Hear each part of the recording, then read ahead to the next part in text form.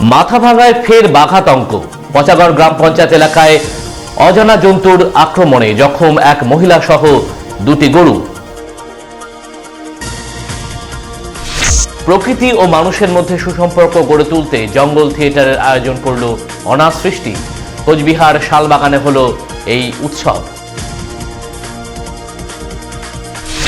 আসন্ন মাধ্যমিক পরীক্ষার্থীদের কথা চিন্তা করে সিকন ক্লাসরুমে দেওয়া হবে শেষ মুহূর্তের প্রস্তুতির দিশা। শনিবার থেকে শুরু হয়েছে এই কর্মসূচি। সোমবার অঙ্ক বিষয়ে পরামর্শ দেবেন বিশিষ্ট শিক্ষক। দুপুর 2টায় এই বিশেষ অনুষ্ঠানের সম্প্রচারিত হবে। গর্বের 75 বছর উদযাপন করছে কোচবিহার উচ্চ বালিকা বিদ্যালয়।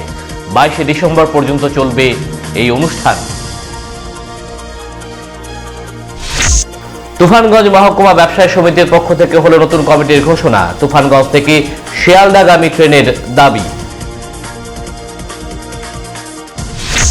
ওপার বাংলা সন্ত্রাসীদের শিকার দীপু দাসের স্মরণে কোচবিহারে হলো কর্মসূচি। হিন্দু জাগরণ মঞ্চের পক্ষ থেকে হয় এই কর্মসূচি। বইমেলার চতুর্থ দিনে হলো স্কুল পড়ুয়াদের নিয়ে চিত্রাঙ্কন প্রতিযোগিতা। কোচবিহার জেলা ক্রীড়া সংস্থার কমিটি গঠনের প্রক্রিয়া আপাতত স্থগিত রাখল প্রশাসনিক কর্তা। এদিন ভোট প্রক্রিয়ায় গোলমাল বাধে বলে জানা যায়। এই গোটা প্রক্রিয়ায় অনুপস্থিত ছিলেন সংস্থার সভাপতি তথা জেলা শাসক রাজু মিশ্রা।